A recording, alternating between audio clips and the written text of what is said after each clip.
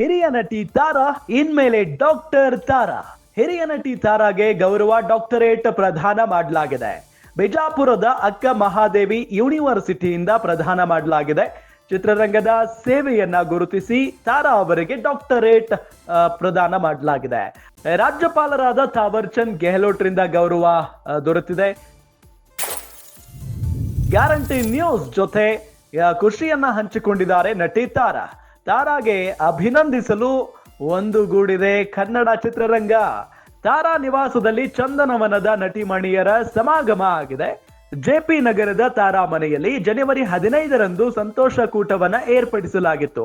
ಅಭಿನಂದಿಸಲು ಬಂದಿದ್ದ ಹಿರಿಯ ಹಾಗೂ ಕಿರಿಯ ನಟಿಯರು ಸುಧಾರಾಣಿ, ಭಾರತಿ ವಿಷ್ಣುವರ್ಧನ್, ಜಯಮಾಲಾ, ಮಾಲಾಶ್ರೀ, ಅಶ್ವಿನಿ ಪುನೀತ್ ರಾಜ್ಕುಮಾರ್, ಅನು ಪ್ರಭಾಕರ್, ಮಾಳವಿಕಾ, ಅಂಜಲಿ, ಅಮೂಲ್ಯ, ಕಾರುಣ್ಯ, ಸೋನು ಗೌಡ, ಪ್ರಿಯಾಂಕಾ ಉಪೇಂದ್ರ, ಬಹಳ ದಿನಗಳ ನಂತರ ಹೊರ ಬಂದಿರೋ ಭಾರತಿ ವಿಷ್ಣುವರ್ಧನ್.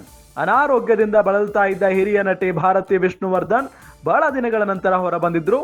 ಗ್ಯಾರಂಟಿ ನ್ಯೂಸ್ ನಲ್ಲಿ ಆ ಸಂತೋಷ ಸಂಭ್ರಮದ ವಿಡಿಯೋ ಇದೆ, ನೀವು ನೋಡಬಹುದು.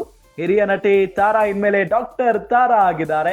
ಹಿರಿಯ ನಟಿ ತಾರಾಗೆ ಗೌರವ ಡಾಕ್ಟರೇಟ್ ಪ್ರದಾನ ಮಾಡಲಾಗಿದೆ. ಬಿಜಾಪುರದ ಅಕ್ಕ ಮಹಾದೇವಿ ಯೂನಿವರ್ಸಿಟಿಯಿಂದ ಪ್ರದಾನ ಮಾಡಲಾಗಿರೋದು. ಚಿತ್ರರಂಗದ ಸೇವೆಯನ್ನ ಗುರುತಿಸಿ ತಾರಾ ಅವರಿಗೆ ಡಾಕ್ಟರೇಟ್ ಪ್ರದಾನ ಮಾಡಲಾಗಿದೆ. ಥಾವರ್ ಚಂದ್ ಗೆಹ್ಲೋಟ್ ನಮ್ಮ ರಾಜ್ಯಪಾಲರು ಅವರು ಇಲ್ಲಿ ಗೌರವವನ್ನ ನೀಡಿದ್ದಾರೆ. ಗ್ಯಾರಂಟಿ ನ್ಯೂಸ್ ಜೊತೆಗೆ ಖುಷಿಯನ್ನ ಹಂಚಿಕೊಂಡಿದ್ದಾರೆ ನಟಿ ತಾರಾ ಅವರು. ತಾರಾಗೆ ಅಭಿನಂದಿಸಲು ಕನ್ನಡ ಚಿತ್ರರಂಗವೇ ಒಂದುಗೂಡಿದೆ. ಇದು ಬಹಳ ಹೆಮ್ಮೆಯ ಮತ್ತು ಖುಷಿಯ ವಿಚಾರ. ತಾರಾ ಅವರ ನಿವಾಸದಲ್ಲಿ ಚಂದನವನದ ನಟಿ ಮಣಿಯರು ಎಲ್ಲರೂ ಕೂಡ ಸೇರಿದ್ರು. ಜೆಪಿ ನಗರದ ತಾರಾ ಮನೆಯಲ್ಲಿ ಜನವರಿ 15ರಂದು ಸಂತೋಷ ಕೂಟವನ್ನ ಹಮ್ಮಿಕೊಳ್ಳಲಾಗಿತ್ತು.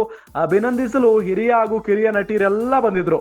ಸುಧಾರಾಣಿ, ಭಾರತಿ ವಿಷ್ಣುವರ್ಧನ್ ಅವರು, ಜಯಮಾಲಾ ಅವರು, ಮಾಲಾಶ್ರೀ ಅವರು ಎಲ್ಲರೂ ಕೂಡ, ಅಂದ್ರೆ ಅಶ್ವಿನಿ ಪುನೀತ್ ರಾಜ್ಕುಮಾರ್, ಅನು ಪ್ರಭಾಕರ್, ಮಾಳವಿಕಾ, ಅಂಜಲಿ, ಅಮೂಲ್ಯ, ಕಾರುಣ್ಯ, ಸೋನುಗೌಡ, ಪ್ರಿಯಾಂಕಾ ಉಪೇಂದ್ರ ಇವರೆಲ್ಲರೂ ಕೂಡ ತಾರಾ ಅವರ ಮನೆಗೆ ಆಗಮಿಸಿದ್ರು.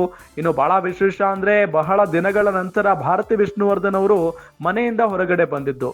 ಯಾಕೆಂತ ಇದ್ರೆ ಅನಾರೋಗ್ಯದಿಂದ ಬಳಲ್ತಾ ಇದ್ರು ಹಿರಿಯ ನಟಿ ಭಾರತಿ ವಿಷ್ಣುವರ್ಧನ್.